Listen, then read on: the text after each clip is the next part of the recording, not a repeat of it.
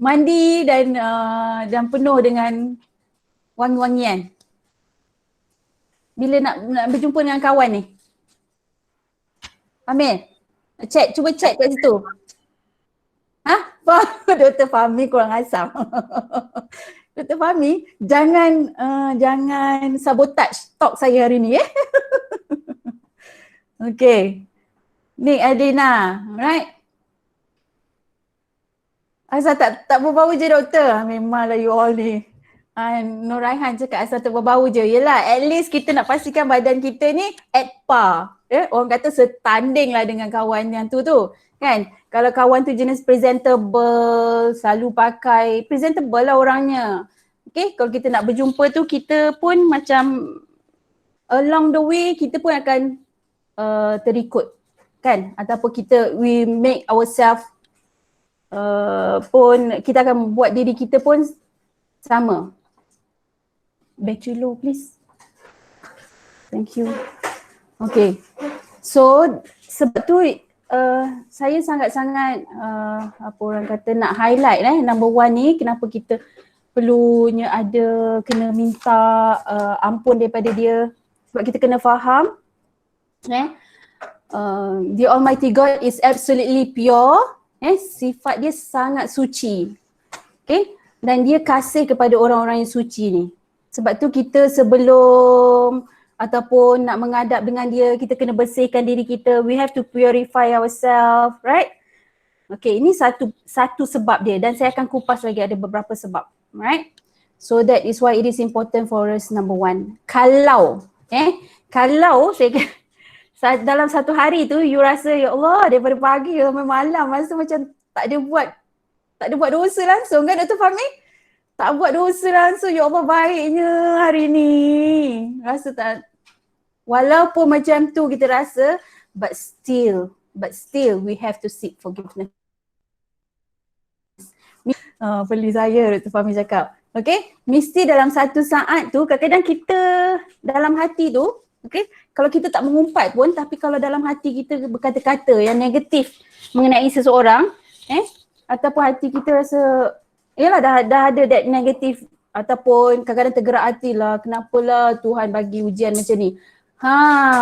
Yang tu hati ada titik hitam. Yang tu pun kita sebenarnya dah ada elemen-elemen tu ke arah untuk apa? Ke arah titik hitam tu lah macam Dr. Fahmi cakap tu. Sebab tu kena pentingnya kita nak didik diri kita ni mohon keampunan tu setiap saat.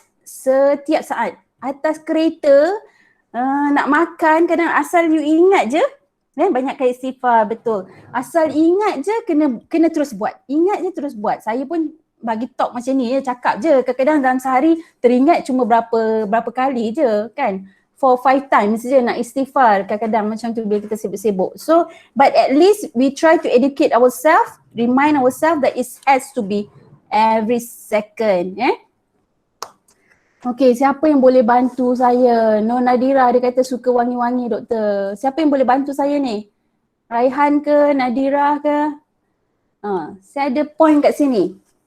Number 2 tu saya rasa you tahulah kan why it is important for you to be grateful. Saya mention tadi dalam Quran pun Allah ada sebut for our Muslim friends Tuhan pun dah sebut kalau hamba aku dia bersyukur dia akan bagi lebih dan lebih lagi. Okay, this is something that I also remind myself every now and then. Kadang-kadang lupa dapat rezeki Allah bagi, alamak. Dia ada alamak tu. Maknanya kita belum betul-betul didik diri kita to be grateful. Bersyukur tu belum betul-betul kental lagi orang kata. Right. Okay, so kat sini siapa nak tolong saya? Nurin ke apa? Ada 3 types of knowledge. Kalau saya bahagikan ilmu ni untuk talk saya kepada 3 jenis ilmu. Ada siapa boleh tolong saya tak? Cuba check kat situ. Nurin, Nadira, Raihan. Siapa lagi ni? Ada banyak lagi yang saya belum sebut nama ni. Dr. Hadi pun ada. Alhamdulillah. Dr. Hadi, terima kasih. Aisyah, Azian. Ada tak? Anyone? Faith? Okay, Nurin dah jawab. Faith tu yang mana? Yang nombor 3 lah ya? Okey. Belum Nurin, sikit lagi. Sikit lagi. Dia ada tersasar kat situ Nurin. Dashina.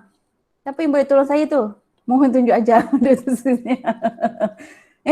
Kalau saya bagi ke bertiga ilmu ni yang saya nak kongsi hari ni ni.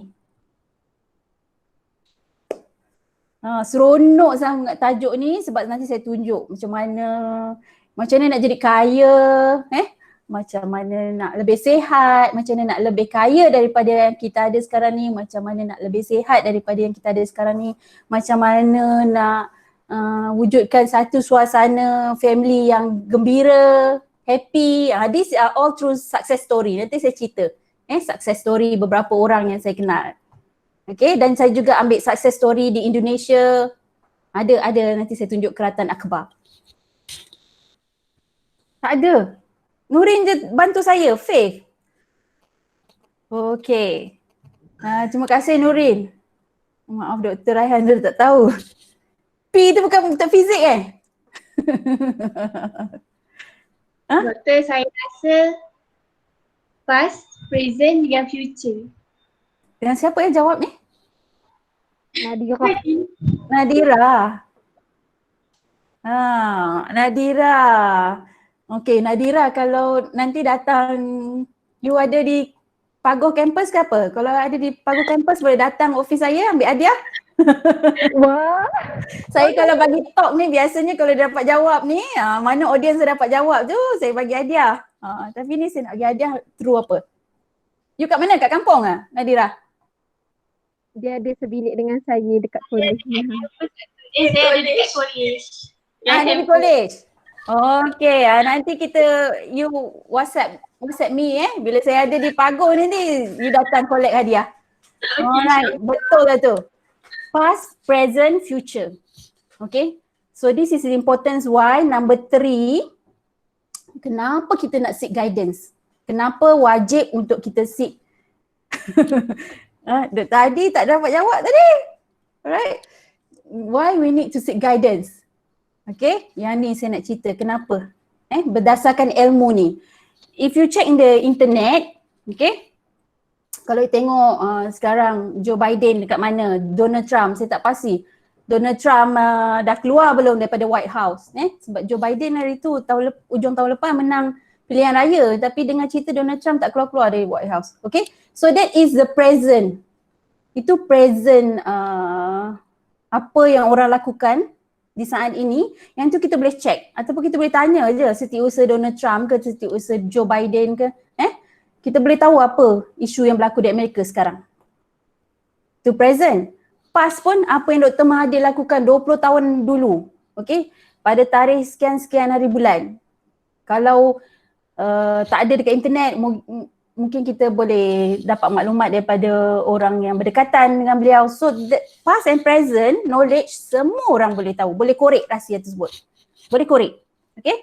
Tapi untuk future ni only he knows. Nanti saya tunjuk gambar. Kenapa pentingnya for you to always hold on to him for your future. For your future. Right? Future ni hanya only the Almighty God knows. Of your future, my future, siapa-siapa punya masa depan, hanya dia saja yang tahu. So kalau ada orang kata, jom kita jumpa anyone lah, somebody, anyone, medium lah, orang kata medium, bomoh ke, tok bomoh ke, tukang telik ke, dia nak tengok future tu, tipu je. Seriously saya cakap, saya dah at this age, yang tu tak adanya, tak boleh. Tak ada siapa, tak ada manusia. You spend that much money buat apa? Habis beratus-ratus, ribu-ribu ada orang habis duit ribu-ribu nak jumpa tukang telik. There's no such thing, right? Okay, so only the Almighty God knows our future knowledge, right? Because inilah saya bagi ni, saya tak perlu kupas lah yang ni. Okay. Alright, ini yang saya nak ini yang kita nak sentuh. Macam mana tadi siapa Nurin ya? Nurin yang cerita. Saya lupalah nama you all ni, baru untuk saya. Tadi kata ada 3 langkah tadi dia ada sebut berkaitan dengan doa.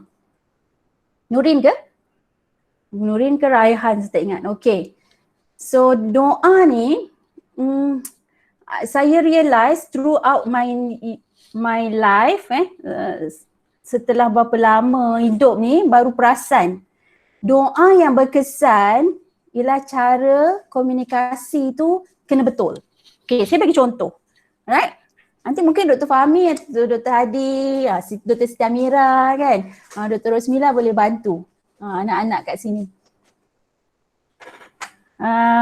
Ataupun you all pun boleh jawab ni soalan saya ni. Saya bagi 2 senario. Satu senario, Dr. Fahmi saya tak ingat lah dia ajar apa. Contohlah Dr. Fahmi ajar fizik kan. Lepas tu ada student message.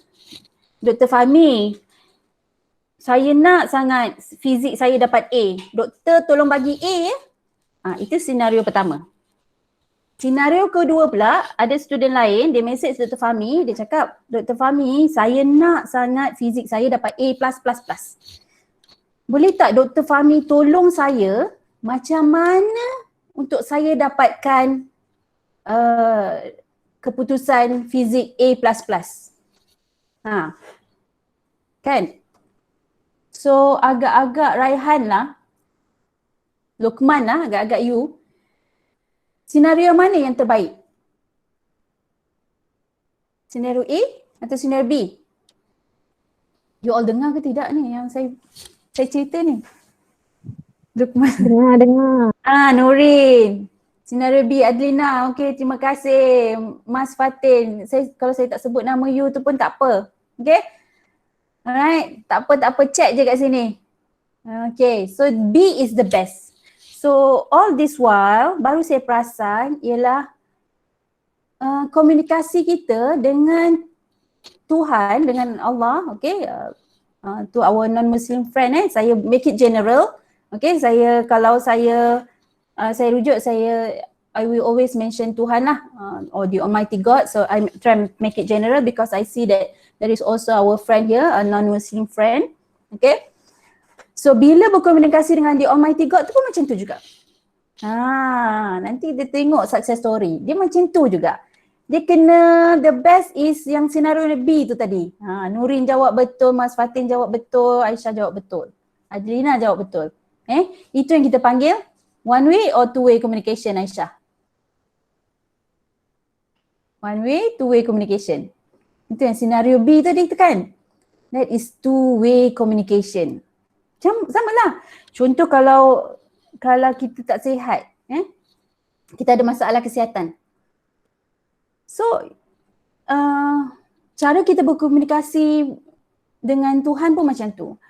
Ya Allah, aku ada masalah kesihatan macam ni, bantu aku macam mana cara nak selesaikan bantu macam mana nak sihat. Okay, that is two-way communication, bukan one way. Sebab if one way, doa dia akan jadi macam, ya Allah bagilah aku sihat. Tapi usaha kita untuk sihat tu macam mana? That is why we need guidance from him, right? Nanti saya kupas banyak ni, nanti towards the end nanti insya-Allah you akan faham, right? So what is the purpose of life? Saya terlupa lah nak tanya. Saya masuk tadi kelang kabut, saya terlupa nak tanya. Biasanya saya akan tanya audience macam ni tau. Sebab saya nak tahu macam how do you feel of yourself. Okay, saya nak tahu dulu sebelum saya habis kupas ni. Okay, saya nak tahu apa yang you rasa pasal diri you. Sama ada you rasa you golongan yang biasa-biasa atau luar biasa. Cuba hantar chat. Okay. Sementara saya bagi talk ni, you all tolong hantar chat kat situ. You all rasa saya seorang yang biasa-biasa je. Cuba. Ataupun siapa yang rasa diri dia luar biasa, tolong chat kat situ. Okay, saya nak tengok berapa persen yang rasa dia luar biasa, berapa persen yang rasa dia biasa-biasa saja. Aisyah chat. Okay, so what is the purpose of life? Sebelum kita minta macam-macam ni, kan, kita minta ke Tuhan nak sihat, nak kaya, nak bijak, nak handsome, nak lawa, semua minta. Semua kita minta ni. Kita minta, okay, baru 3 orang. Yang lain, Amir, biasa-biasa Siti Sarah. Lain-lain, okay, yang lain-lain saya nak tengok berapa persen daripada audience saya. Ada 29 orang ni. Okay, yang rasa biasa-biasa, yang rasa luar biasa. Okay, sebelum tu kita kena faham dulu tujuan hidup kita. Right. Sebelum nak faham tujuan hidup tu, kita kena tahu bezakan antara the creation of angel and human. Apa beza antara kita dengan malaikat? Ini kita kena faham konsep. Kita kena faham konsep kejadian malaikat dan kejadian manusia. Nick, Elina, Nur, jawab pula. Tak apalah, belasah je pun. Apa beza antara malaikat dengan manusia? Lepas ni saya akan share. The next slide tu. Ada student masa saya bagi, bila saya talk dekat audience, ada audience jawab, Doktor, malaikat ada sayap, manusia tak ada sayap. Betul lah tu. Itu pun salah satu perbezaan antara malaikat dengan manusia kan. Tapi saya nak sentuh ada satu yang unik ni yang ada dekat manusia yang tak ada dekat malaikat, dan Tuhan dah sebut kita lah his best creation. Kita ialah kejadian dia, creation apa? Ciptaan dia yang paling hebat. Kita lah tu. Because of this. Boleh tak? Boleh tak? Nick teka. Because of this. Human nature kita apa? Human nature that we have free will. Itu beza kita dengan malaikat. Betul? Azrina?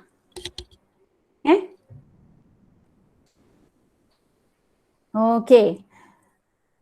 Sebab tu saya kata kenapa nombor 3 tu penting. Right? So if you look at the angel dia tak ada kebebasan memilih.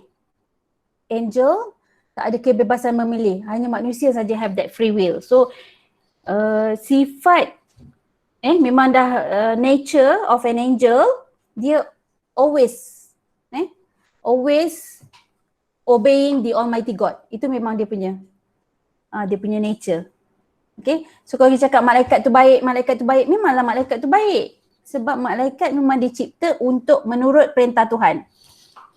But one thing that we have to realize, kalau dengan kebebasan memilih kita ini sebagai manusia, kebebasan memilih kita ini tapi kita pilih untuk ikut jalan yang Tuhan tunjuk, we are better than the angel. Saya ulang balik. Faham tak apa maksud konsep ni? Kalau kita yang manusia yang ada kebebasan, if we are given this free will. With this free will, we choose to follow the will of the Almighty God. We are more superior than the angel. Siapa tak faham konsep ni, cuba check kat situ. Adina kata okay, faham. Alright. So kena bear in mind free will. Sebab saya nak kupas pula lepas ni. Saya akan bagi satu gambar aja. Okay. Alright. This with permission from our non-Muslim friend, Dashina. Lepas tu saya ada nampak tadi siapa lagi rakan-rakan kita. Non-Muslim friend. Yang ni untuk our Muslim friend. Kita tengok. Yang kita tengok. Yang ni berapa kali Azrina? Luqman, berapa kali Rasulullah SAW atau Prophet Muhammad teach us, dia suruh kita baca surah Al-Fatihah berapa kali dalam sehari? Berapa kali dalam sehari? Dr. Fahmi? Adrina, berapa kali? Luqman? Kira. Dia kira lah berapa rakaat tu. 17 kali. Ukasha, Irfan, terima kasih. So show us the straight path. Itulah nombor 3 tu yang saya cakap tadi. Kenapa kepentingan nombor 3 tu? Always seek guidance every second. So Prophet Muhammad remind us, Prophet Muhammad peace be upon him, remind us to keep on seeking guidance from him 17 times a day. Right? Maknanya dalam setiap langkah kita, ada masalah je, seek guidance from him. Ada masalah je, seek guidance from him. Right? So, tak apa. Kita buka sikit nanti saya kupas. Lagi banyak nanti you faham. So, ada 2 jenis takdir. Kena faham ni. Kenapa? Biasanya kan kita dengar orang kata apa nak buat, dah ditakdirkan begini. Lepas tu kalau orang ada masalah apa-apa pun dia kata dah nasib aku macam dah ditakdirkan. Ada yang salahkan takdir. So sebelum kita salahkan takdir, kita kena faham 2 konsep takdir ni. Takdir ada 2 jenis. Setuju? Siapa yang disagree? Nik Elina selalu rasa macam tu, rasa apa? Ada 2 jenis takdir. Amir setuju. So 2 jenis takdir ni macam mana Amir? Apakah jenis-jenis takdir tersebut?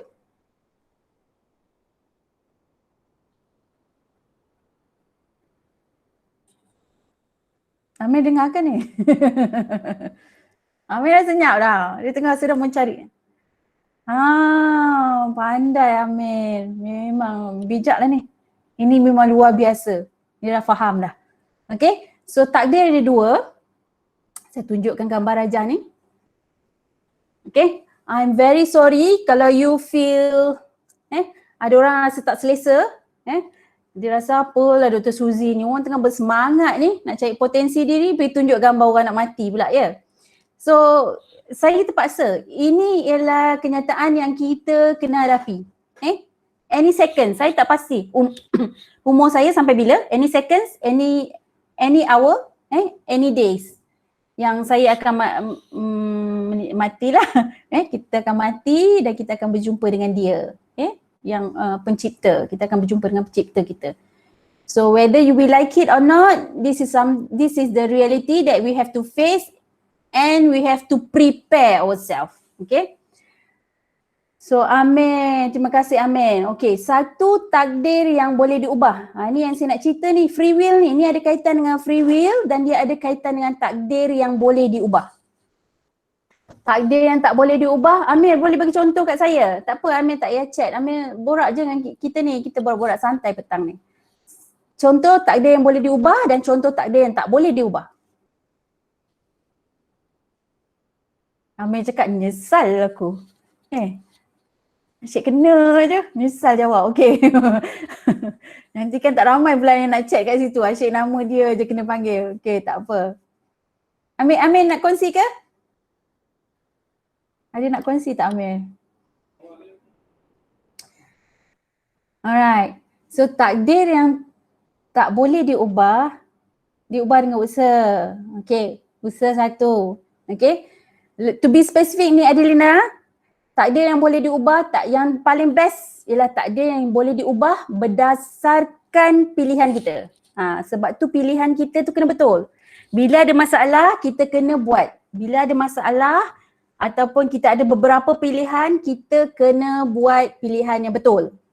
Sebab kalau kita salah buat pilihan, kita akan bertemu dengan takdir lain.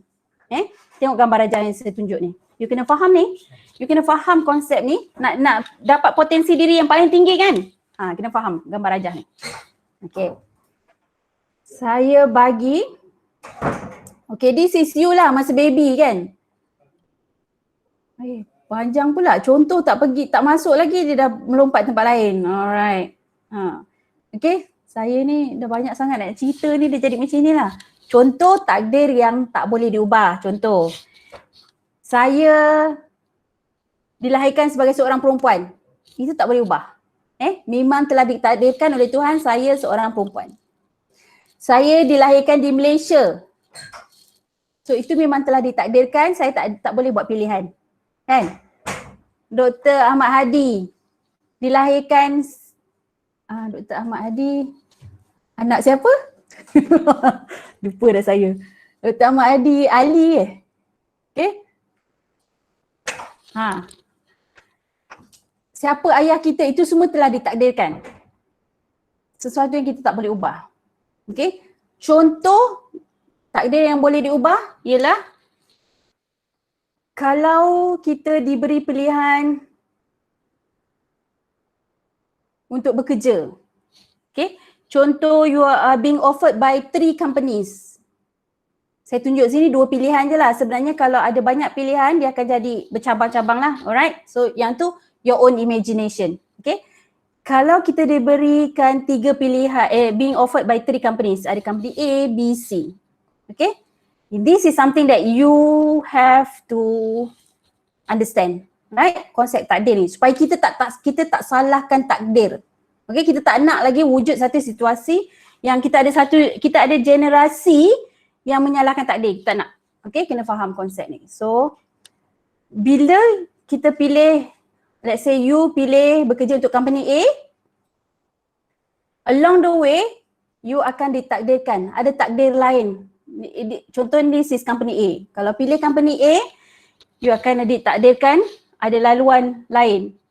Ini sepanjang ni Tuhan akan susun takdir untuk you. Okay? Takdir berlaku berdasarkan pilihan kita. Okay? Kalau kita pilih company B, yang mana kemungkinan company B tu akan menyebabkan kita kesedihan sepanjang hayat, this is what is going to happen. Ini takdir yang boleh diubah. So pilihan tu kena tepat.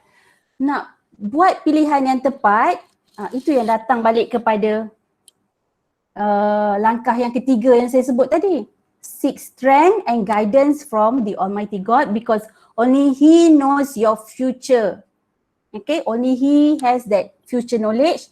Only He knows the best for your future. Sebab tu kenapa kita tak boleh salah buat pilihan. Macam Dr. Ahmad Hadi dilahirkan sebagai anak kepada Pak Ali. So itu bukan pilihan Dr. Hadi. Kita tak boleh dah cakap, ya Allah aku kalau boleh tak nak lah lahir kat Malaysia kan Dr. Fahmi kan. Ya Allah bolehlah nak lahir kat US ke, ada mata warna rambut blonde, mata biru kan. Mata biru, mata hijau. Itu tak ada yang tak boleh diubah. Kita tak boleh nak minta kat Tuhan lahir dekat Amerika kan. Memang telah ditakdirkan kita lahir kat Malaysia.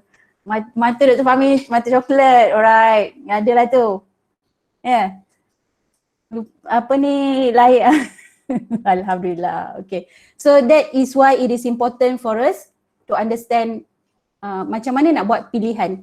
Okay, satu lagi you kena faham. Okay.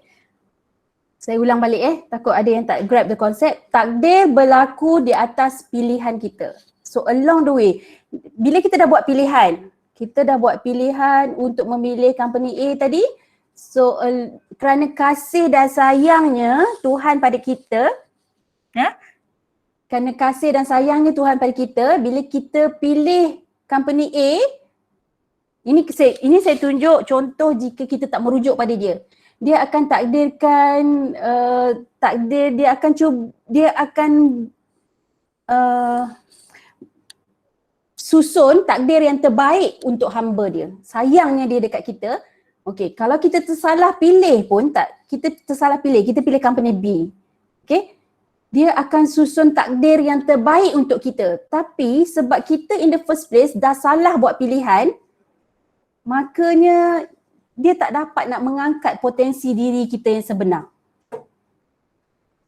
Faham tak? So, dalam setiap keputusan yang kita buat, we have to seek guidance from Him. Jadi kita dapat mengangkat potensi diri kita yang tertinggi.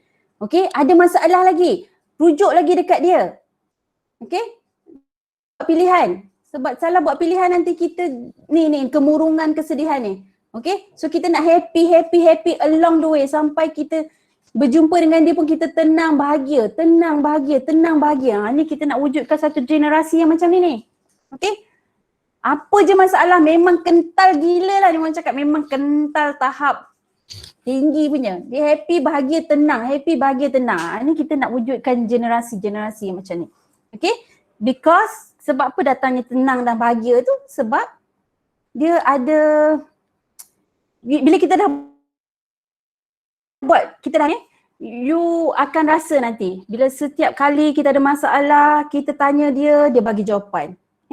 Kita ada macam you dengan best friend you lah kan. Macam kita bila kita ada best friend, bila ada kita dapat feedback dari satu kawan ni, kita akan rapat dengan dia. Lepas tu kita tanya lagi dia, dia akan bagi lagi feedback. Kita akan rapat, makin rapat. Itu yang datang bondingnya. Itu yang kita nak tu. Bila ada bonding, bila setiap kali tanya jawab, tanya you get feedback. Tanya je you get feedback. Okay? Bila ada bonding tu baru kita, itu yang kata jiwa kental tu. Sentiasa tenang, bahagia. Ni dia. Right? Okay. So kalau orang kata, ada orang tanya, tak ada siapa tanya, semua faham dah konsep ni, alhamdulillah semua faham. So kalau yang dah faham tu, anggaplah saya rewind aja saya rewind aja konsep ni. Okay, anggap sajalah sebagai peringatan bersama. Okay. So kalau kita tanya, when we ask anything, we seek guidance from the Almighty God, ada dua kaedah, ada dua cara lah. Jawapan tu yang kita terima daripada dia ada dua cara. Ada dua approach. Siapa yang biasa buat dia tahu kan? Apakah kaedahnya? Boleh tak? Adilna bantu saya. Macam mana cara bila kita tanya dia je kita dapat feedback daripada macam mana cara kita dapat feedback? Once we have problem, we seek guidance from the Almighty God and then dia akan bagi feedback. Dia akan bagi respon dengan cara yang macam mana?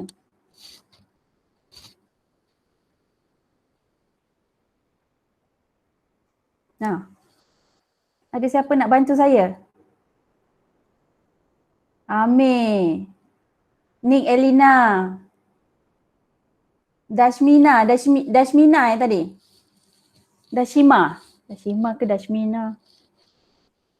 Macam mana caranya? You get feedback from the Almighty God tu, jawapan yang Tuhan bagi tu dengan kaedah apa kaedah?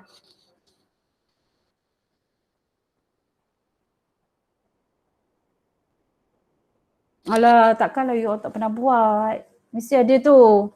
Ukasha, segan nak kongsi? Ada tu, Dr. Suzy kat bawah. Urusan dipermudahkan ilham dan petunjuk, firasat gerak hati. Saya lambat saya baca. Oh, okey. Saya tak, kita rasa yakin dengan pilihan kita, gerak hati. Betul. Habis ada satu point tu tertinggal. Ini satu, gerak hati, gerak khas. Okey, gerak khas tu tak terlibat Dr. Fahmi? Yakin tu based on your instinct lah tu, gerak hati. Ada satu lagi. Ada dua cara. Ilham dan petunjuk. Ilham ni gerak hati lah, your instinct. Ilham boleh juga melalui petunjuk tu lah nak tahu. Satu gerak hati, satu lagi kadang-kadang you get that through dreams. Ada orang dapat petunjuk melalui mimpi. Okay? Macam saya ada beberapa kali lah dapat petunjuk. Most of the time instinct. Dalam kebanyakan masa tu melalui sapna Fahmi. Okay? So instinct tu tadi, instinct tu biasa dapat. Right? Apa nanti kita cerita success story. Right. Okay. Kenapa yang ni saya nak kupas balik yang number 1 tadi. Why? Nick Elina, betul, mimpi. Nick Elina, saya terima lambat lah Nick Elina. Betul jawapan you. Mimpi satu is through instinct. Saya tak tahulah kalau ada orang dapat lagi cara lain. So far saya dapat cara dua ni lah. Okay, where do we come from? Yang ni saya nak kupas kenapa the importance of seeking forgiveness from him. Kita kena faham, okay, ini kita kena faham yang kita adalah asal usul. Asal usul kita daripada syurga. Kampung halaman kita ialah syurga. So kita datang daripada syurga, kita nak balik pun ke syurga. Sebab tu manusia ni dia punya human nature, dia nak buat baik je. Kalau ditanya orang yang buat jahat tu pun, dia selesa ke? Dia tak selesa. Orang yang buat jahat tu kalau ditanya dia selesa tak dengan apa yang you buat? Dia dia gelak kan. Gelak dia besar, gelak-gelak apa, syaitan ni rajim kan. Tapi bila you korek rahsia, okay. So bila you korek rahsia dengan orang macam ni, dia tak selesa pun sebenarnya dengan apa aktiviti kejahatan yang dia buat tu. Kan? So that is why it is important for us in every second we need to purify ourselves. Selalu bersihkan hati. Apa saja yang terlintas dalam fikiran kita, anything that is negative, shu. Sebab tu kena seek forgiveness. Kena minta ampun sebab kita nak bersihkan diri kita. Semua kena ingat. Okay? Kita kena ingat yang kita ialah ahli syurga. Okay? Sebab tu kita punya sifat tu memang nak buat benda baik je. Bila kita buat benda baik je kita rasa bahagia. Kita buat benda baik je kita rasa bahagia. That is human nature. Sebab kita ahli syurga. Datang daripada syurga, pulang pun kita nak pulang ke syurga, right? Okay, so that one you have to understand the concept, okay? Kena faham. Saya nak pergi ke success story kan ni? Dah masuk pula success story. Dah masuk success story lah Dah 1 jam dah ni. Alright. Saya keluarkan kisah ni supaya you boleh apply in your real life. Okay? Yang mana yang jawab biasa-biasa tadi, yang jawab luar biasa tadi, alhamdulillah lah. Siapa yang rasa dia dalam kategori luar biasa tadi, tahniah. Sebab saya nak cerita dekat you, memang kita semua luar biasa. Ahli syurga kan? Kita ni lah ahli syurga. So memang kita ni dalam kelompok luar biasa. Kita lah tu. Alright? So kena faham konsep tu. Okay? So kalau yang rasa biasa-biasa tu, insya-Allah at the end of this lecture, at the end of this talk, you akan rasa. I think by this time pun you dah rasa dah bila saya tunjukkan gambar rajah ni. Ini. Ni potensi tertinggi. Ada masalah, rujuk pada dia, dapat jawapan, kita buat pilihan yang betul, we at our highest potential. Okay? And then ada lagi masalah ataupun jangan tunggu masalah lah. Kalau ada saja pilihan yang perlu dibuat dalam hidup, okay? Kena merujuk pada dia. Always have to ask him first, guidance from him. So bila kita dapat jawapan, we choose the right path, we are at our highest potential. Again, we have problem. Macam mana kau tak dapat petunjuk tu? Dapat Nik Elina, insya-Allah dapat. InsyaAllah dapat. That is why Prophet Muhammad taught us 17 times, 17 kali. 17 kali sehari. Itu yang kadang-kadang saya pun terlepas pandang benda ni. For apa orang kata, my first 40 years kan, buat istiharah tu waktu nak kahwin je. Waktu nak kahwin. Itu kadang-kadang orang Melayu, kesilapan orang kita bila nak kahwin je istiharah. Orang Melayu tu kan, for our non-Muslim friend, we have this, kalau for our non-Muslim friend dia tak faham yang istiharah tu, that is a special prayer to seek guidance from the Almighty God. So ada special prayer. So kena, and it has to be every second. Biarkan dia, Dr. Fahmi tu. Alright? It has to be every second supaya kita berada di potensi yang tertinggi. Okay. You nak relatekan dengan kehidupan. Ada siapa voice, boleh tutup voice. Ada dengar suara-suara anak-anak tengah bercakap. Okay, success story. Okay, ni kisah Aisyah lah, my fourth child. Okay, ini pengalaman saya. Okay, yang selebihnya ada juga pengalaman rakan-rakan yang lain. Aisyah, my fourth child, dia ada, okay, mula-mula dia sekolah, saya hantar dia pergi Chinese school. Saya hantar dia pergi Chinese school. Jadi dia ada masalah komunikasi. Dia ada masalah, ada bila masa 6 bulan pertama masa dia darjah 1, masa darjah 1 dia happy lah, dia enjoy going to school everything. Lepas 6 bulan je dia berubah. Lepas 6 bulan dia berubah, dia tak nak pergi sekolah, susahnya. Saya perlu ajak dia pergi sekolah, saya perlu cakap baik-baik dengan dia, saya kena kejut dia every morning. Every morning kena kejut dia. Rasa dah habis baik lah, dah betul-betul jadi ibu yang solehah lah ni. Ya Allah, baiknya saya, memang rasanya kesabaran tahap tinggi lah masa tu kejut dia. Benda ni berlarutan hampir setahun lah, beberapa bulan, hampir setahun. Okay. Saya ingat, and then Aisyah dia tak nak pergi sekolah. Saya terpaksa kadang-kadang dokong dia ataupun sometimes tak larat tu, I drag her lah, dah darjah 1 kan. I drag her to the toilet, tunggulah dia depan toilet tu untuk bersihkan badan apa semua. Kadang-kadang she just freeze herself. Dia tak bergerak pun, dia keras kejung kat situ. Sampailah pukul 7 lebih, dia tahulah kalau dah 7 lebih ayah dia tak hantar pergi sekolah lah tu. Right? So dia buatlah taktik tu. Bukan setiap hari, tapi ada hari-hari tertentu yang dia akan buat perangai macam tu. So I thought, and then bukan setakat tu lah. Dalam banyak-banyak hal, dalam most of her time dia seorang yang tantrum. Sikit-sikit nak marah, sikit-sikit nak mengamuk. Bukan urusan pergi sekolah je, urusan lain juga. Jadi I thought that Aisyah was a very problematic child tau. Saya ingatlah kan, sebab tadi tu kan saya dah jadi ibu yang baik, yang misali tu saya lah kan. Ibu yang baik misali tu saya. Okay, alright. So ini kita nak terangkan kalau kita salah buat pilihan, right? Okay. Ataupun jika kita ada masalah, kita tak merujuk pada dia. Okay, so kes Aisyah ni berlanjutan lah beberapa bulan, hampir setahun.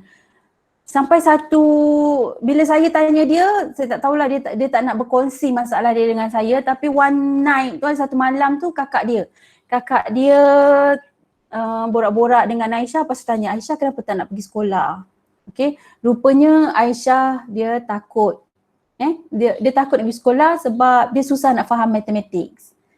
So because she go to Chinese school, maths and ni lah Mandarin, Chinese lah kan, Chinese language. So dia ada masalah di situ, right? So benda ni berlanjutan hampir setahun lah. Itu yang saya kata, bila kakak dia sampaikan pada saya, Ma, Aisyah ada masalah ni. Bila kakak dia bagi tahu kat saya je yang Aisyah ni ada masalah, bila sebut perkataan masalah tu baru saya teringat. Okay, this is why I said that in every second in our life, kalau kita ada masalah, kalau kita ada pilihan tu, kita kena selalu merujuk kat dia. Macam saya, ini yang kita selalu lupa. Macam saya lupa lah ni, kes Aisyah ni tadi, saya lupa. Dalam kebanyakan masa tu, untuk urusan lain, I always seek guidance from him, from the Almighty God. Tapi Aisyah ni saya terlupa sebab kalau kita ikut besarnya kepala saya perasan tadi kan saya cakap tadi, yang saya perasan saya seorang ibu yang baik, yang misali tu saya kan, yang problematik tu si anak. Okay, sebab kita ingat anak tu yang problematik. Okay, itu berdasarkan akal fikiran saya. Sebab tu kita kata kalau kita nak buat keputusan, is not based on our own thoughts but have to be through guidance from the Almighty God. So kisah Aisyah ni bila kakak dia sebut je masalah, baru saya teringat, okay, masalah rupanya. Then baru saya rujuk pada dia. Then only when I seek guidance from him, tak lama daripada masalah yang saya kumpul berbulan-bulan tu, hampir setahun, tak lama lepas tu saya berusaha jugalah apa nak buat untuk Aisyah, whether Aisyah stay in that school ataupun saya pindahkan dia ke sekolah rendah biasa. Tak lama, I think a few days or few weeks macam tu, saya berjumpa dengan seorang cikgu, this Chinese lady lah yang sudi mengajar Aisyah, tuition Aisyah.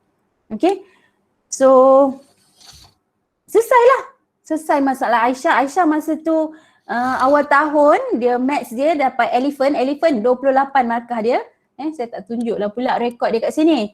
Elephant, hujung tahun dia dapat, saya tak ingat markah berapa, tapi she get B boy for her maths. Dalam masa beberapa bulan je.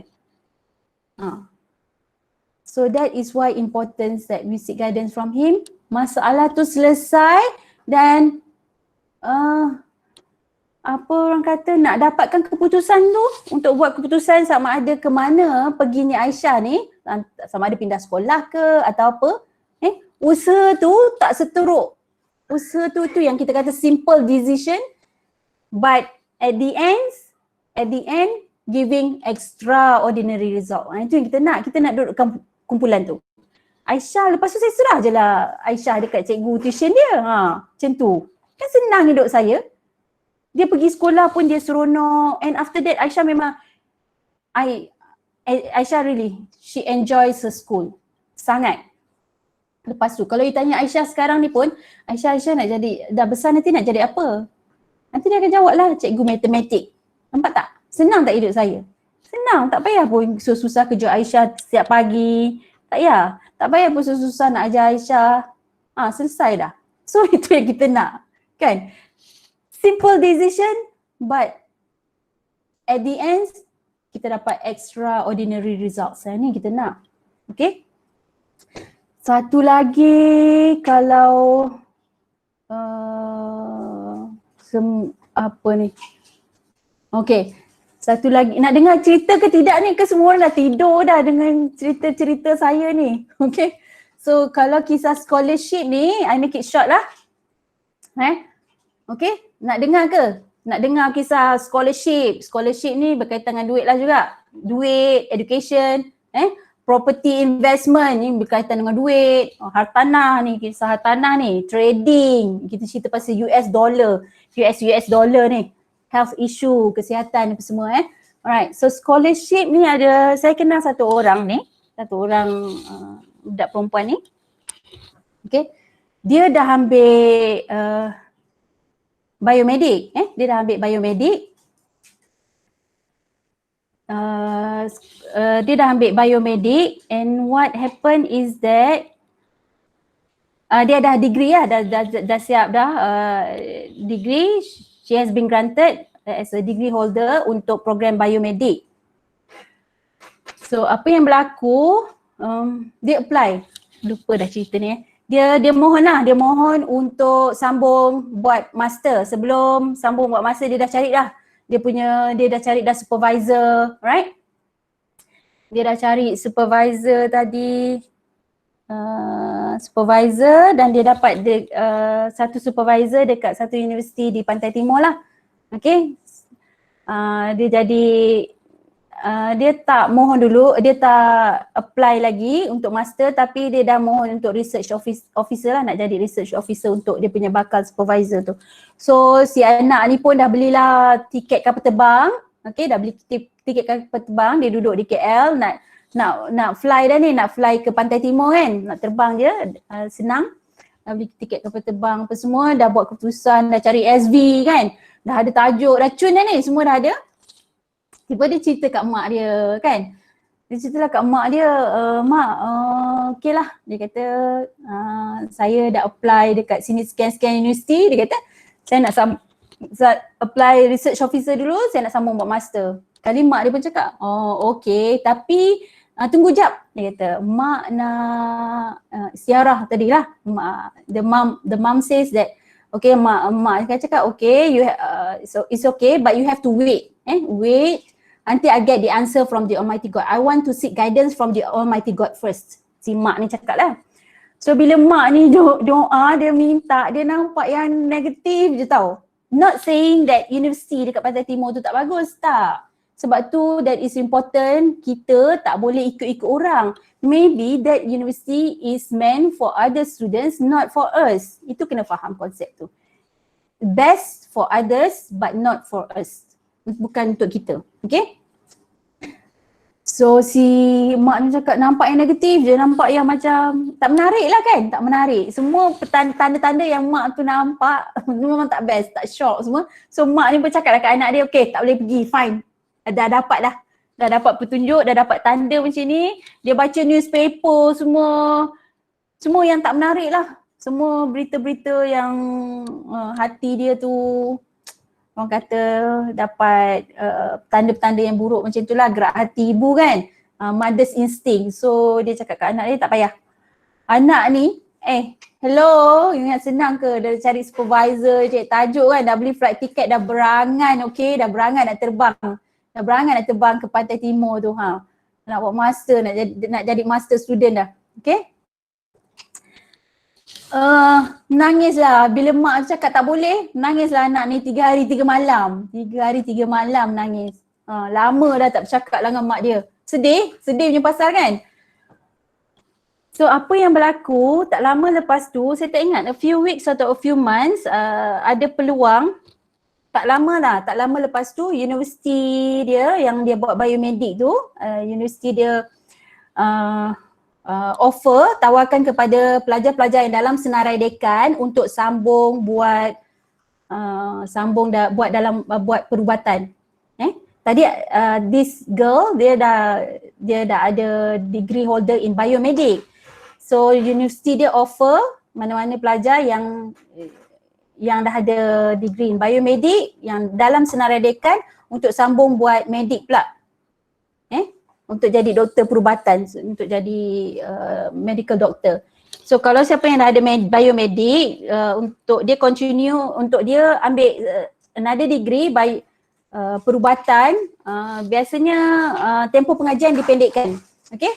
Macam you all ni lah kan, kalau ada background yang sama lebih kurang, tempoh pengajian dipendekkan. So this girl, dia apply dan dia dapat. Tak lama, dalam a few weeks or a few months macam tu. This girl dapat dan ditawarkan berserta dengan scholarship sebanyak 500,000.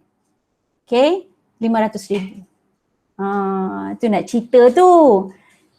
Extraordinary results ni yang kita nak cerita ni. Tu saya pendekkan cerita lah, panjang cerita ni kan. Tu, okay, pendek cerita dia macam tu. Right. Okay, nampak tak? Okay, boleh kan Raimi? So, nampak tak kepentingannya why that we need to seek guidance from the Almighty God. Property investment ni kisah saya lah, kisah saya masa saya nak beli tanah. Okay, I never thought that I can buy any land somewhere in apa ni, close to KL ni lah, KL area. Okay, tak adalah KL betul. Okay, tapi yang saya dapat tu, saya dapat beli, mula saya when I search for the property, saya pergi kepada ni tau, saya pergi kat Hulu-Hulu Selangor sebab saya ingat masa tu saya baru mula kerja, that was 10 years back, baru setahun 2 kerja macam tu. Jadi saya macam tak ada kewangan tu, tak apa ni orang kata, kewangan tu tak stabil lagi. Jadi saya pergi cari kat Hulu-Hulu Selangor sebab family saya kat Selangor. Jadi saya ingat kalau saya pencen pun I nak stay dekat Selangor lah. So what happened is that saya search, saya carilah dekat area Hulu-Hulu Selangor macam tu, dekat Bukit Beruntung kan. Jauh lah daripada KL macam tu. Sebab saya rasa sebab saya ingat, tengok. Sebab itu yang masalah kita ni.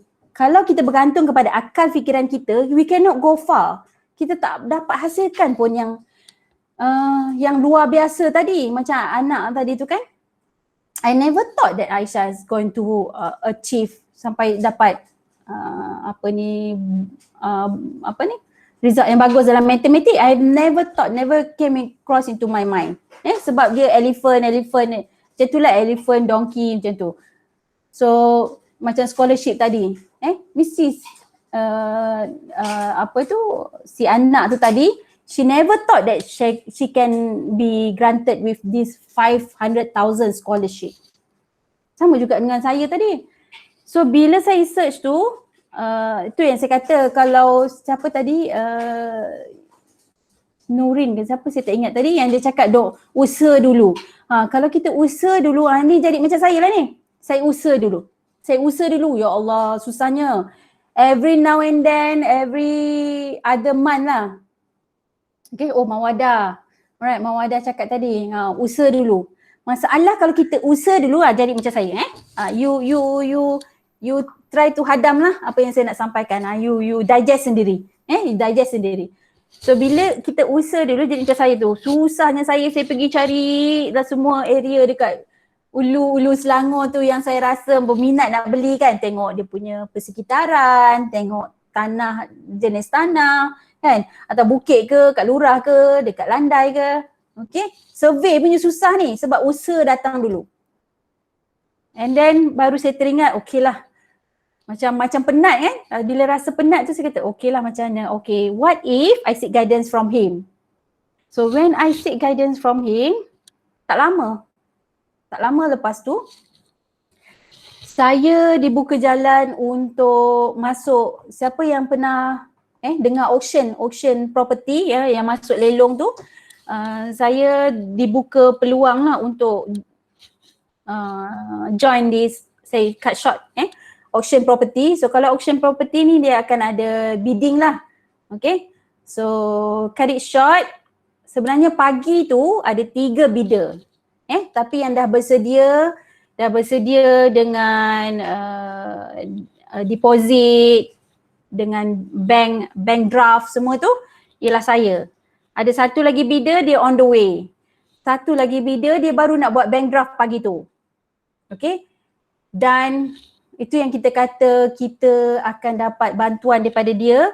That morning bidder yang nak buat bank draft tu pagi tu saya tak pastilah kenapa, of all the days in 360 days in a year, hari tersebut pada pagi tersebut Maybank saya pergi sebab yang uruskan bidding apa semua tu adik saya lah. Adik saya is the agent, property agent. So dia yang uruskan, saya hantar dia sebagai wakil. Saya kat sini. So adik saya cakap, takkanlah bagi duit ngam-ngam. Biasalah saya kalau bagi duit, saya tak boleh bagi duit ekstra kat adik saya sebab adik kan dia pau kakak dia. So kalau saya bagi ekstra dekat dia nanti yang lebih-lebih tu dia kata tak apalah Kak Y, dia panggil Kak Y, tak apalah Kak Y, lebih tu tadi dah guna lah. Macam tu lah, tu adik saya lah kan. Dia tahulah saya punya kemampuan, so dia macam tu lah. Okay, tak adalah lebih-lebih. Sebab tu saya sebelum tu saya bagi dia ngam-ngam, lepas tu that morning dia tak bagi ngam-ngam, bagilah ekstra kan. Bagi ekstra so that dia kalau ada bidding lebih sikit dia boleh top up. So dia pergi pagi tu. Saya pun pergi pagi tu, saya pergi ke bank yang urusan auction bank pagi tu ialah Maybank. So kalau auction bank is Maybank, kalau auction bank ialah bank tersebut, you nak buat bank draft untuk 10% deposit tu, mesti bank draft tu datang daripada Maybank, bank tersebut, auction bank tersebut. Tak boleh bank lain, bank draft daripada bank lain. So apa yang berlaku pagi tu bila saya pergi, Maybank cakap apa tau? Puan, kami tak boleh buat apa-apa transaction pagi ni sebab Maybank satu dunia sistem breakdown. Kalau saya boleh record lah perbualan tu kan sebagai bukti. Kan orang kata saya cerita je lah kan, sembang. Itu sembang kan, sembang je lebih kan, tak tahu betul ke tidak. Okay, so apa yang berlaku ialah Maybank system breakdown that morning. So untuk bid, kan ada, saya cerita tadi ada 3 bidder. Okay, Fahmi cerita macam mana dengar. Okay, so bidder yang ketiga tu dia tak dapatlah buat bank draft. Tak dapat buat bank draft. Yang satu lagi on the way. Adik saya dia pandai lah, dia cakap dengan hakim pagi tu yang buat urusan auction tu. Dia cakap, tak boleh lah kalau kita janji pukul 10, kenalah start pukul 10, tak boleh lah nak tunggu orang. So pagi tu hanya saya seorang je Hanya saya seorang je dan saya tak perlu bid dengan sesiapa dan saya dapat hartanah tu saya dapat 30% murah. 30 ke 20 or 30% murah daripada harga pasaran. Sebab tak ada siapa yang nak compete dengan saya. Sebab tu saya cakap kita rasa kita tak mampu tapi sebenarnya yang siapa tadi anak-anak yang cakap tadi biasa-biasa, yang you rasa biasa-biasa sebenarnya you ialah seorang yang luar biasa. Yang ni kita nak tanamkan konsep ni kena faham ni. Luar biasa. Okey, cerita pasal trading banyak lagi ni cerita benda kita nak cerita ni, success story ni. Cerita pasal trading pula. Ni kisah satu makcik ni. Okey, dia nak tambah pendapatan. Okey, jadi dia nak buat satu perniagaan. Dia sebab dia suka sangat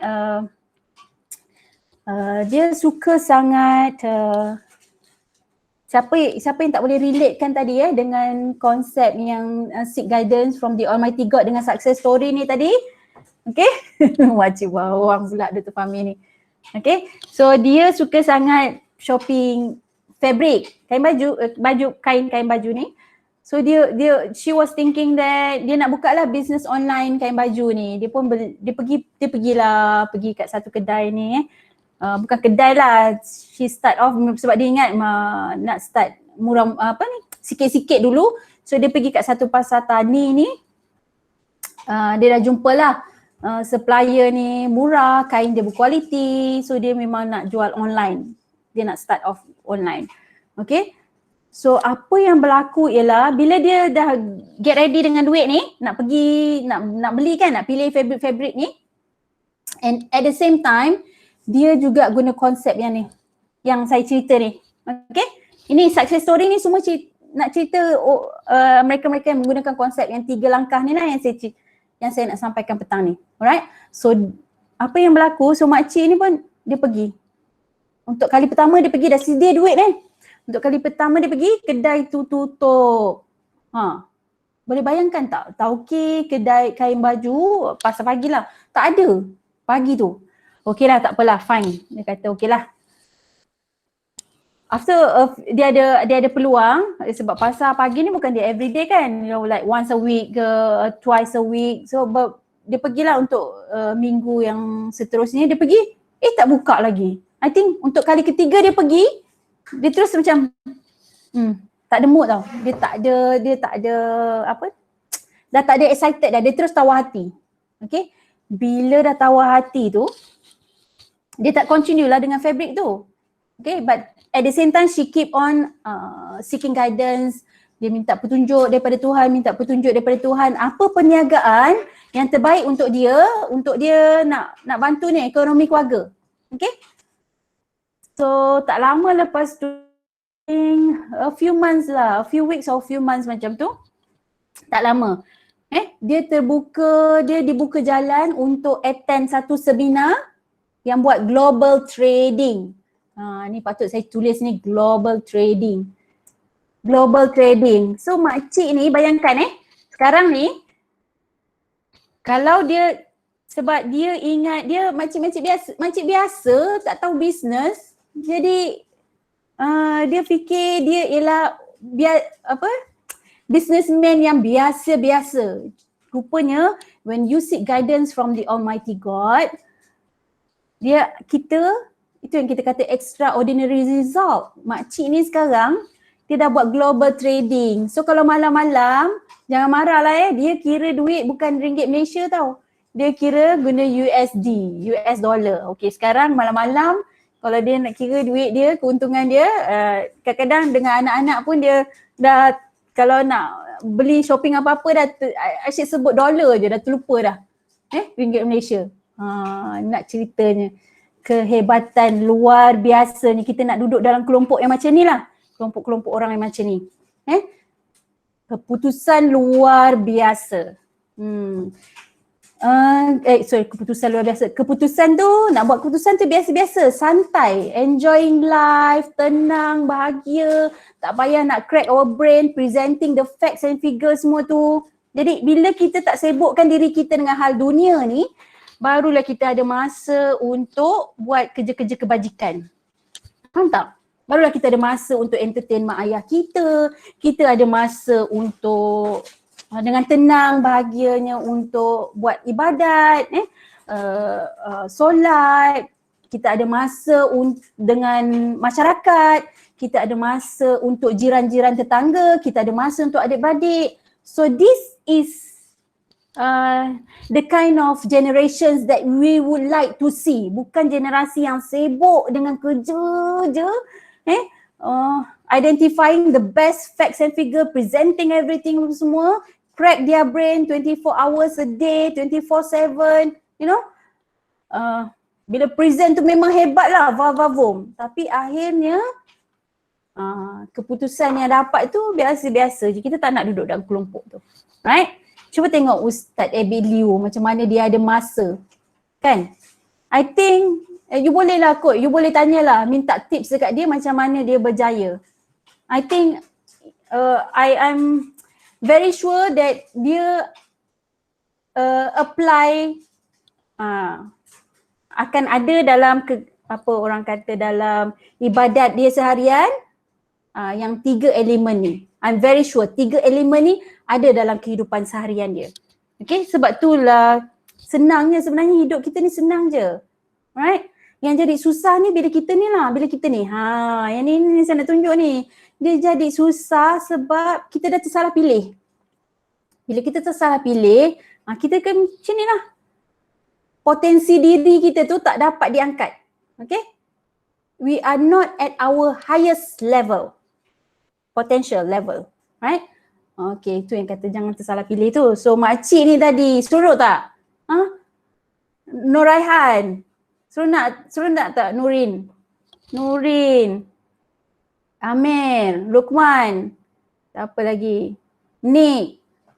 Seronok tak Nick? Kita cerita pasal kita guna currency dolar je, US dollar je sekarang ni. Right? So convert je lah dengan ringgit Malaysia berapa?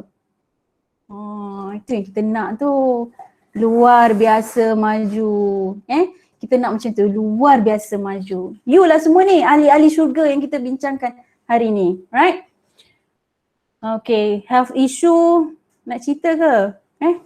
So dah panjang dah cerita ni. Right. Okay, health issue pun macam ni lah.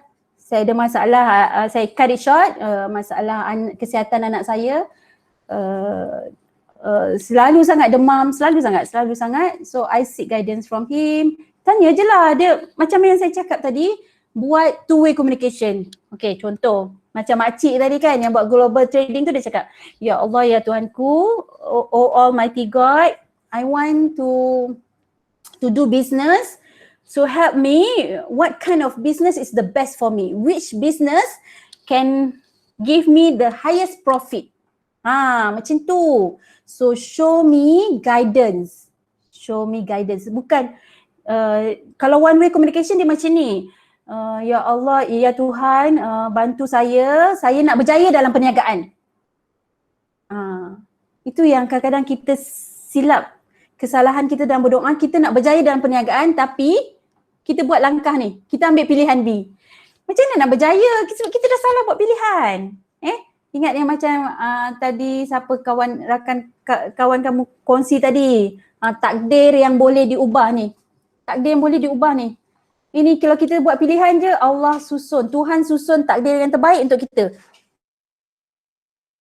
Mana saja Tuhan susun takdir yang terbaik untuk kita. Tapi kena faham, takdir yang terbaik itu tak cukup baik kalau kita dah tersilap buat pilihan. So, kalau ada masalah lagi, terus seek guidance from him. So hopefully kita dekat cabang yang ni. Ini yang kita nak, duduk cabang yang ni. Ni. Tapi yang the best ni lah. Path A ni tadi, ni path A. Ni yang terbaik. Ada masalah, ada pilihan, ni. Duduk sini. So kita nak duduk kumpulan ni ya. Baru dapat create generasi yang bahagia, berjaya, tenang. Kan? Luar biasa. Tu dia. Okay. So cut it short, anak saya okay lah. I macam tu lah.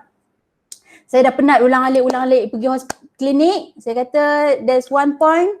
Saya cakap okay lah fine. Saya cakap dengan tu lah masalah kita ni, bila kita dah penat sangat baru kita serah diri kita kat dia, tak boleh. tu lagi, kalau boleh janganlah sampai penat, sebelum penat. Okay? Maknanya ada masalah je happy lah, santai-santai. Ada masalah, happy, santai-santai. Minta ampun dengan dia, doa minta dengan dia petunjuk. Masalah yang aku hadapi ni, ya Allah bantu macam mana cara untuk menyelesaikan masalah ni. Saya pernah ada satu masalah ni. Ada satu masalah lah dekat tempat kerja saya ni. 2 hari saya cuba selesaikan. Tak selesai-selesai. Habis tu kan, saya rasa macam penat lah. Bila saya penat, baru saya teringat, saya doa lah, saya minta, I ask the Almighty God, dengan masalah yang saya hadapi ni, bantu saya macam mana caranya untuk saya selesaikan masalah ni. Saya tanya soalan macam tu je. Besoknya, rupanya datanglah satu kawan saya, dia cakap, Dr. Suzy, isu yang 2 hari lepas tu dah selesai doktor. Saya dah bercakap dengan dekan, dia dah cerita lah semua dah selesai. Satu benda kadang-kadang kita ni suka mess up with the problem. Actually that problem is not meant for us pun. Itu yang kita kata, kita ni yang kadang-kadang kita sibuk-sibuk nak menyelesaikan masalah tu. Tutup. Bising. Kadang-kadang kita yang sibuk-sibuk nak selesaikan masalah tu, which is actually that problem is supposed to be solved by somebody else. Tu satu benda yang saya belajar dalam hidup. Tak payah, bila ada masalah je, tak payah nak sibuk nak selesaikan masalah tu dulu. Sibukkan diri untuk seek guidance from him first. Kadang-kadang masalah tu bukan untuk kita selesaikan. Ni satu point yang saya suka nak highlight. Bukan semua masalah datang dekat kita untuk kita selesaikan. Tu dia. Boleh Adelina? Kan? Tu dia. Itulah kita. Kita kadang semua benda datang kat kita, kita nak selesai semua benda. Mana tak pening? Mana tak stres? Kan? Alright. Ini pun satu kisah. Ada satu bangunan ni Masjid Tiban. You boleh tengok video, you pergi dekat YouTube, you tengok Masjid Tiban, kisah dia di Malang, Indonesia. Okay. Bangunan ni ialah bangunan 10 tingkat. Dekat situ memang luar biasa hebat. Beribu-ribu orang datang untuk menyaksikan keunikan bangunan tersebut. 10 tingkat dibangunkan oleh seorang guru agama seorang guru biasa. Tapi yang luar biasanya guru ini, saya dengar dokumentari di Astro. Saya dengar dokumentari kisah ni di Astro, di mana Astro masa tu dia buat dokumentari berkaitan dengan bangunan ni, 10 tingkat ni, Masjid Tiban. Dan dia temu ramah anak menantu guru ni, macam mana bangunan tersebut. Dia memang sangat hebat, 10 tingkat dan sangat besar. Dia ada wing sana, wing sini. Dalam ada satu tingkat tu penuh aquarium sahaja, satu tingkat tu garden, satu tingkat saya ada tengok lah satu tingkat dokumentari tu, satu tingkat tu library. Dia setiap tingkat tu ada dia fungsi-fungsi dia yang berbeza-beza. Memang sangat hebat. You boleh check di YouTube, okay. So kalau ikut kisah anak menantu dia ni, bapa mertua dia dalam setiap dia membangunkan bangunan tersebut, dia mesti whatever it is, seek guidance from the Almighty God. So whatever it is, mesti seek guidance from the Almighty God. To the extent, kalau dia nak buat pilihan jubin pun, kan, dia nak pilih jubin yang mana yang terbaik untuk lantai masjid dia, lantai bangunan tersebut, dia akan seek guidance from the Almighty God. Of all these tiles, which is the best tiles for this building? Itu yang dokumentari yang saya dengar lah. dan ada artikel dia, you boleh check dekat internet. So itu dia kehebatan, itu yang kita nak. Kita nak duduk dalam kelompok ni, orang biasa-biasa tapi menghasilkan sesuatu yang luar biasa. Ni yang kita cakap out of the box. Kan? Sibuklah cerita teori fundamental out of the box or out of the box, tapi nak duduk dalam kelompok tu macam mana? Inilah cerita dia. Inilah yang saya nak cerita petang ni. Kan? Yang ini yang kita nak bongkar ni, potensi diri. Tu dia. 3 langkah tu. Out of the box. Right? Okay. So what else? Ini danger zone yang saya nak cerita. Alright, ini. This is something that we need to realize. Kalau orang cerita pasal war zone ni, siapa-siapa pun tahu yang ini ialah peperangan fizikal. Semua orang akan nampak senjata dia ialah inilah senapang, pistol, meriam, apa sajalah senjata. This is physical war.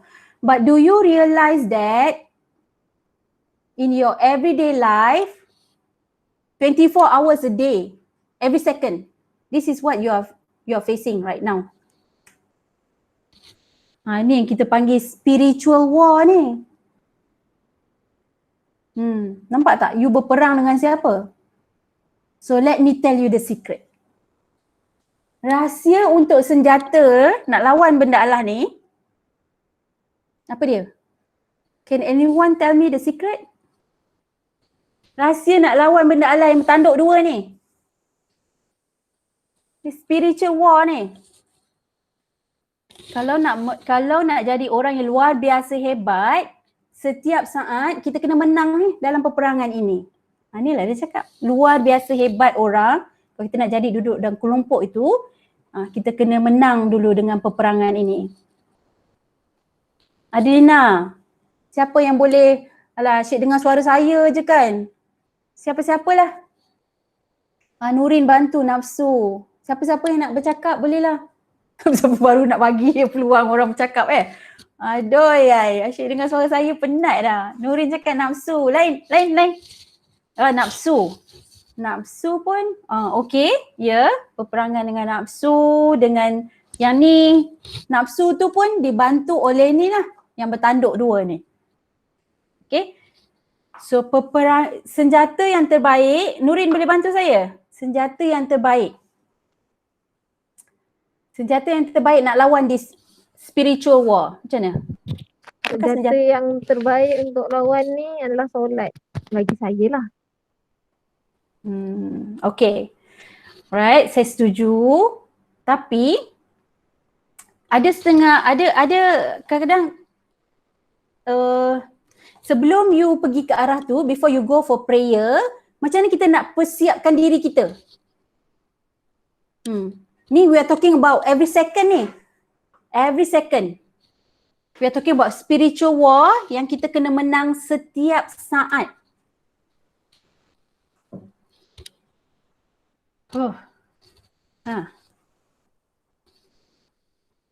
Being present. Harapan. Macam mana Dashina? Tak faham maksud. Control mind and guidance. Being present. Nak fight with this. Alright. Okay, saya dah beritahu rahsia. Alamak. Okay.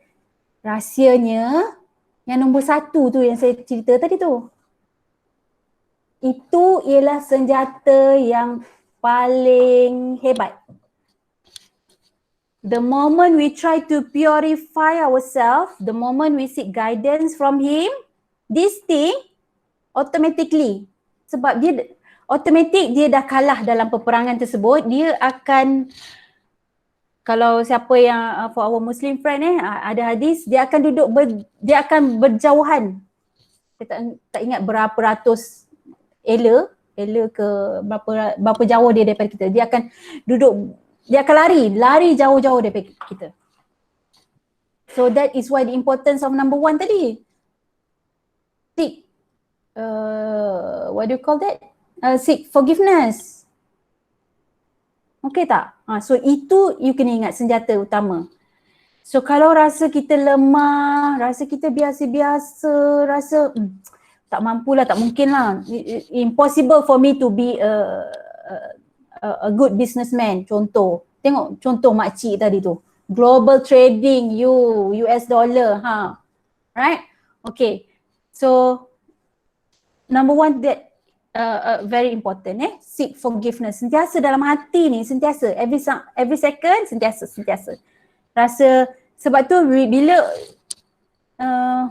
siapa-siapa saja yang dia gunakan konsep 3 langkah ni, first seek forgiveness, be grateful, and third seek guidance from the Almighty God, barulah bila datangnya kejayaan, dia tak bangga diri. Dia tak rasa dia hebat sebab dia tahu semua yang dia buat tu berdasarkan petunjuk daripada Tuhan. So tak adalah isu bangga diri, sombong, riak, tu semua tak muncul. Kan? Right, so ingatlah kita yang saya sebut tadi kan, kita ni ahli syurga, so semua sifat-sifat yang baik tu kat kita. Kita nak macam tu, luar biasa hebat. Alright. So jangan salah buat pilihan sebab saya tak nak ini yang berlaku pada generasi kita. Generasi anak-anak muda, bukan anak muda juga, saya pernah juga berborak dengan satu makcik ni, umur dia dah 50 lebih lah, 60 lebih. Bila saya cerita, saya suruh dia ambil langkah-langkah macam ni, dia cerita dekat saya masalah yang dia hadapi. So saya cakaplah cuba buat 3 langkah ni. Lepas tu dia nangis, dia kata, lah rupanya apa ni, salah doa, dia kata.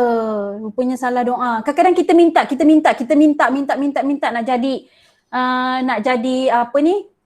What do you call that? Nak jadi, contohlah kita minta nak jadi businessman. Which is actually the best for us is to be a lecturer. Kita tak tahu. Tapi berdasarkan akal fikiran kita kan, yang kita kan yang besar kepala tu, yang besar kepala, ingat tak kisah saya tadi yang perasan hebat kan? Yang perasan Ibu Misali tu saya lah tu, berdasarkan akal fikiran saya. Okay, so itu yang kita tak nak. Berdasarkan akal fikiran kita, we choose only the best. Kita ingat lah, kita pilih yang terbaik, which is actually maybe that is not the best for us. So be careful. Kita tak nak ini yang berlaku pada generasi anak-anak muda kita.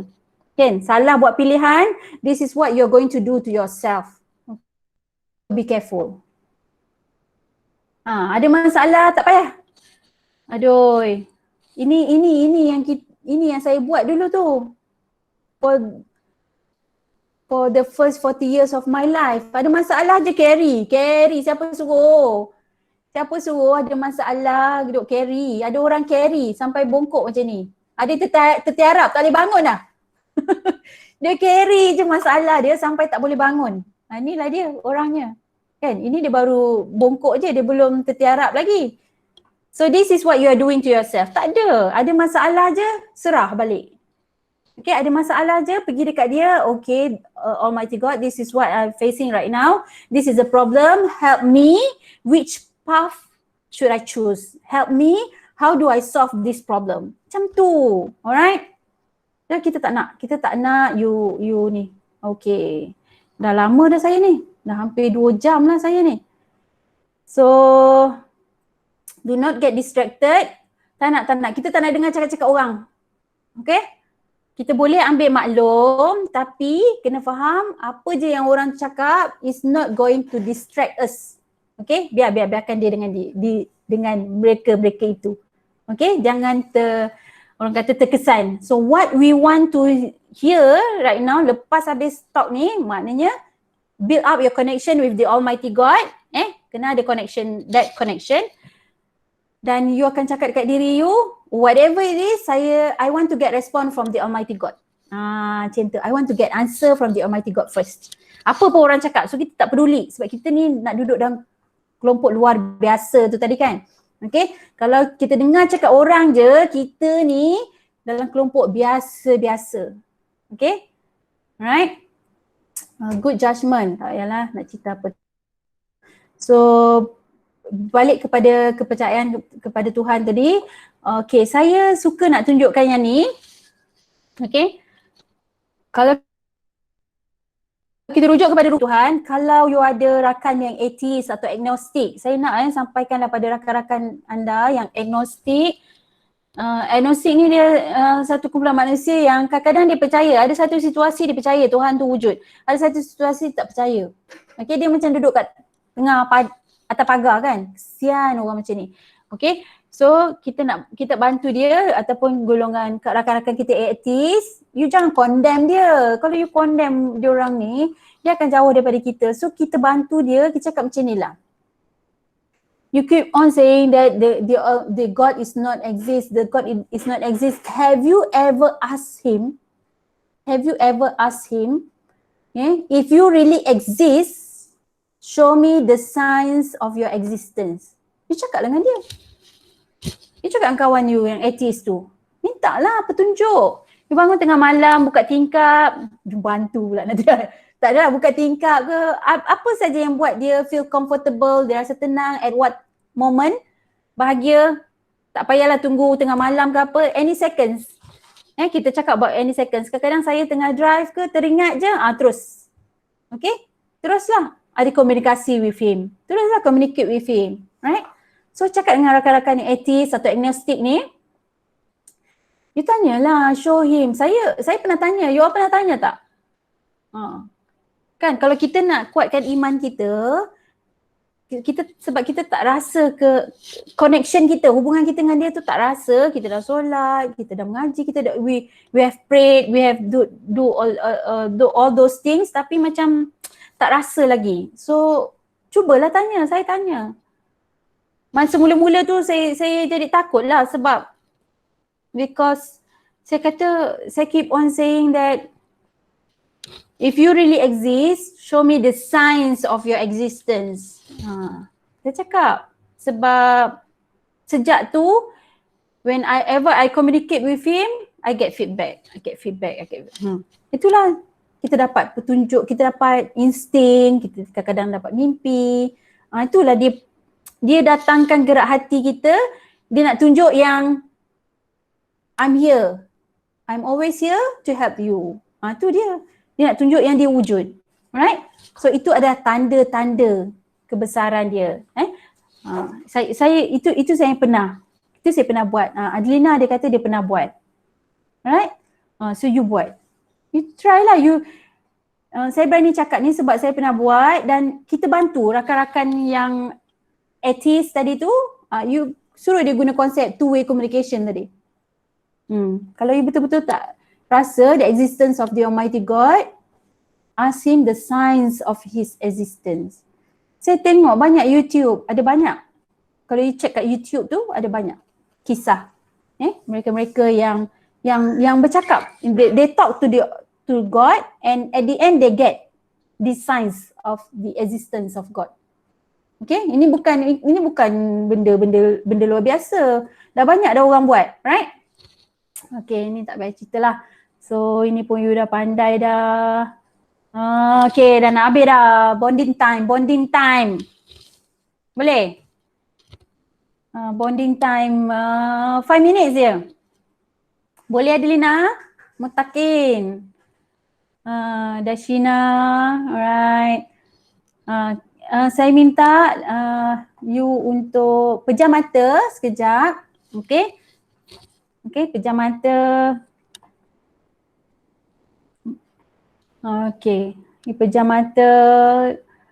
You bayangkan apa agaknya satu masalah, apa masalah yang paling besar yang you hadapi sekarang ni. Saya nak you, kita nak selesaikan masalah you ni. Kita nak cuba selesaikan untuk sesi hari ni, nak cuba selesaikan masalah you.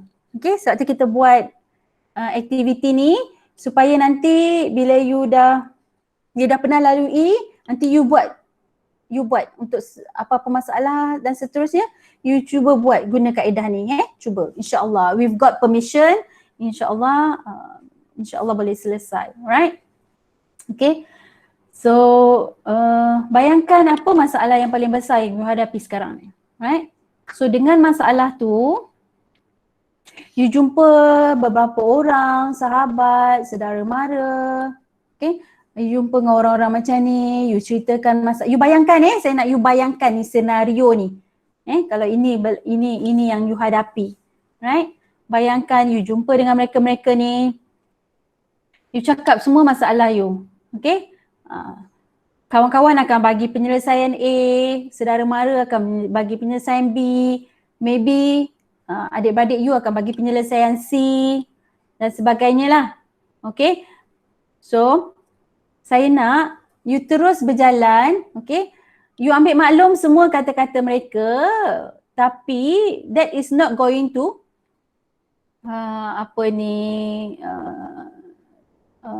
that is not going to for you to make a solid decision. Belum lagi, okay? Belum lagi buat keputusan. You ambil maklum je segala cadangan yang diutarakan. You cuma dalam hati you, okay tak apa. Tak nak dengar apa pun orang cakap. Orang akan cakap macam-macam dekat kita, tak nak dengar. Sekarang kita nak didik diri kita untuk dengar apa jawapan daripada Tuhan. Right? So you jalan terus. Tinggalkan mereka-mereka ini. You jalan terus. Sekarang kita nak pergi dekat satu padang. Malam tu sangat indah. Kalau kita tengok bulan bintang memang cerah. Ada bintang memang cantik sangat bergemelapan malam tersebut. Cantik sangat kita dekat padang sekarang ni. Okay. Dan saya nak you berdoa, right? Masing-masing lah berdoa, our non-Muslim friend, our Muslim friend. Sekarang saya nak you berdoa, minta dengan Tuhan. You cakap dengan dia. Okay. You cakap dengan dia, mula-mula sekali saya nak you bersihkan diri, kita bersihkan hati kita, bersihkan kita, try to, how to say, apa saja yang ada negativity, kalau rasa berdendam dengan orang, rasa marah, semua jangan layan. Okay, semua tu abaikan, letak tepi, sepak dia, tendang jauh-jauh. It's not going to be in your life anymore. Okay, minta ampun dengan dia. Ingat lagi yang tadi tu, yang saya cakap tu, kita ahli syurga. Ahli syurga ni sifat dia semua baik-baik, itu kita. Okay, kita nak pulang balik sebagai ahli syurga. Kita nak mati, kita nak berjumpa, we want to meet our creator at the paradise. So ini yang kita nak bawa, sifat-sifat, all the good deeds of ahli syurga, right? Okay, dah minta ampun dah ni. Apa rasanya kesalahan paling besar yang pernah buat? Ya Allah, ampunkanlah aku dengan kesalahan yang ni aku buat. Aku mohon ampun, bersihkan diri dan sebagainya. Dah rasa betul-betul dah tendang keluar semua, marah, geram, sakit hati, dendam, semua tu dah buang. Sekarang baru you cakaplah dengan dia, kita bersyukur dengan apa je yang dia telah anugerahkan pada kita. Sekarang ni cakap dengan dia, ya Tuhan, saya ada masalah sekian. You cakap dengan dia apa masalah you. You cakap dengan dia, ceritalah semua masalah kita seolah-olah he is our best friend ever. Talk to him. Dengan masalah yang saya hadapi hari ni, masalah yang saya hadapi ni, macam mana caranya untuk saya selesaikan. Okay? Kalau tak bahagia, cakaplah, saya tak bahagia, ya Tuhan. Macam mana cara, apa kaedah, apa laluan, tindakan yang perlu saya buat untuk saya bahagia. Kalau belum kaya-kaya lagi, cakaplah nak buat bisnes. Apa sumber pendapatan yang terbaik untuk saya supaya saya boleh berjaya, hebat, luar biasa dan saya boleh bantu orang lain. Boleh bantu keluarga. Tunjukkan caranya. Okay. Dah. Selesai. Right? Habis dah? Itu dia. Itulah bonding time. Dah tak payahlah pejam mata lama-lama. Dr. Fahmi dah boleh buka mata. Right? Okay. Itu kalau boleh, tak payahlah, kadang saya ada masalah tak perlulah pejam mata. Kadang-kadang terfikir waktu drive kan, waktu nak makan tu ada masalah, tak lalu nak makan kan. Tengah makan tu tak apalah, berhenti sekejap. Anytime in a day, anytime in any second. Kalau teringat je cepat-cepat buat. Istighfar, seek forgiveness, seek guidance, be grateful and seek guidance and strength and guidance from the Almighty God. Okay. Saya rasa itu je. Itu sajalah. Ini yang saya nak bincang. Road to success and happiness. Kunci dia ialah seek forgiveness. Mohon keampunan. Kita nak masuk rumah. Kita nak masuk rumah orang lain. Kunci dia ialah seek forgiveness. Purify ourselves. Itu kunci dia. Pintu kejayaan tu ialah tadi tu. Guidance from the Almighty God, itu pintu yang betul. Okay?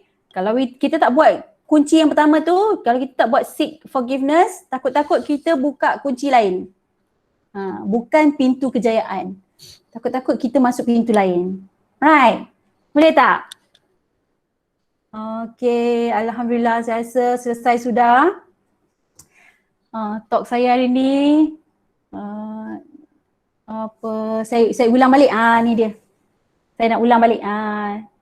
Ini 3 langkah yang saya nak you buat.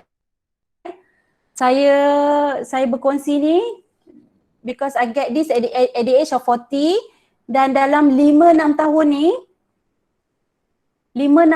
ni saya dah banyak. Ada banyak kejayaan-kejayaan yang saya dah capai lah. Ada tu yang saya dah kongsi, success story. Ada tu saya rahsia lah, tak boleh lah kan. Ada rahsia lah, tak semua kongsi kan. Alright, so itu dia. So saya tak boleh bayangkan kalau saya yang umur 40 plus ni, dia dah kira-kira dah pecah dah rahsia umur kan. Dr. Suzy dah tahu dah. At the age of 40 plus, bila saya buat konsep formula, saya guna formula ni, dah banyak sangat yang saya capai. So saya tak boleh bayangkan lah you yang Adlina umur 20 baru, tadi Mustaqim, saya ada Amir tadi, Luqman, saya ada Dashmina tadi, Nurin, Adlina. Kan? Kalau you at the age of 20, kalau you start buat ni, okay? Saya tak perlulah bincang solat 5 rakaat apa semua, itu semua rukun yang wajib tu kita buat lah. This is something that I want you to do in every second in your life. Ingat je buat. Okay? So kalau you buat dalam usia you baru 20-an ni, kalau you start buat, alamak Adlina, saya tak boleh bayangkan lah 10 tahun, 20 tahun akan datang you jadi apa Adlina, I tak boleh. I just cannot imagine. Serius, saya tak boleh bayangkan. Okay? Tapi, okay, bila saya cerita semua ni, jangan pula ada yang salah konsep kan. Bila tengok orang miskin kan, itulah dia, itulah miskin lagi. Itulah tak minta petunjuk daripada Tuhan lagi, tu yang miskin. Janganlah macam tu pula. Lepas tu nanti you kena faham juga ada satu konsep lain. Bila you jumpa orang sakit, itulah dia tu. Tak minta petunjuk daripada dulu. Masa lepas saya bersalin anak nombor 5, saya tak boleh bangun separuh badan saya susah untuk saya bergerak. Tapi saya tak jumpa hospital, step to go hospital. Saya jenis yang macam takut nak pergi hospital. Jadi apa-apa semua saya selesaikan masalah saya sendiri. Okay, tapi Alhamdulillah that I can walk after a few weeks. Okay, after a few months lah. Okay, saya guna konsep yang macam ni lah. Saya minta petunjuk apa ubat kepada penyakit saya dan sebagainya. Alright. So kalau you jumpa orang yang sakit, tak boleh bangun, janganlah pula itulah tu. Sakitlah tu, tak minta petunjuk dengan Tuhan. Janganlah macam tu pula. You kena faham ada satu konsep lagi. Kadang-kadang kita minta, tapi ada orang tu dia minta. Tapi Tuhan dah janji, dia tak bagi hadiah tu dekat dunia ni. Orang-orang macam ni dia bahagia tau. Dia mungkin dia susah di dunia, tapi bila in the hereafter, dia akan dapat ganjaran hadiah tu, Tuhan janjikan untuk diberi, to be given in the hereafter, not in this world. Tu you kena faham juga konsep tu. Sebab tu kadang-kadang kita dah doa, kita dah minta petunjuk tapi tak dapat lagi. Sebab tu kena sabar. Itu datangnya sabar, be patient because he will grant that present or gift in the hereafter, not in this world. Right, boleh. With that, I think I end up my talk. Okay, kalau ada sebarang masalah, ada siapa yang ada soalan? Jelas tak? Ada rasa tak macam, wah lepas ni memang saya lah tu yang duduk dalam grup luar biasa maju. Hebat tu, you lah tu. Adlina, kan? Mawadah, Amir, Nurin. Alright. So saya tunjuk ini supaya you ingat nanti. Okay, tolong buat. Okay, Dr. Azura, saya rasa itu saja. Dr. Azura ada apa-apa nak cakap? Alhamdulillah, terima kasih Dr. Suzy atas panjang lebar motivasi yang sangat menyentuh kita punya mind yang kadang-kadang kita tak perasan pun nak buat benda tu. Kadang-kadang kita pun terlepas pandang benda tu sedangkan kita buat, tapi kadang-kadang ada yang kita buat, ada yang kita tak buat. Kadang-kadang kita dah minta ampun tapi kita lupa pula untuk two-way komunikasi. So saya harapkan semua anak-anak pelajar dapat mengambil formula daripada Dr. Suzy ni untuk you punya life, sebab you punya jauh sangat lagi. Ya, semua ada yang tahun 1 yang baru nak start untuk belajar dekat universiti, ada yang tahun 4 yang dah nak masuk LI. So itu kita perlu benda ni. So anda semua memang perlu, termasuklah saya. Saya sendiri pun memang sangat perlu benda ni untuk kita teruskan kita punya kehidupan dekat dunia ni. Okay, so saya ucapkan terima kasih banyak-banyak atas kesudian Dr. Suzy Salwah memberikan bukan sedikit lah, banyak lah juga ni untuk mendapat luar biasa maju kepada setiap manusia kat dunia ni. Okay, so saya rasa sampai situ saja sebab kita pun dah lama dah rasanya, kat 2 jam kot. Ada soalan tak daripada anak-anak pelajar? Itu semua dah jelas dan inspire. Okay, so pelajar-pelajar kita ni dia malu-malu sikit. Daripada saya tak ada, doktor. Okay. Okay, rasanya harap kalau ada siapa-siapa yang ada masalah lagi tu, bolehlah WhatsApp je saya, contact. Tadi siapa yang saya janji nak bagi hadiah tu? WhatsApp saya. Nadira tadi. Nadira WhatsApp saya. Nanti saya dalam seminggu saya ada datang 2 kali ke Pago. WhatsApp saya, nanti kita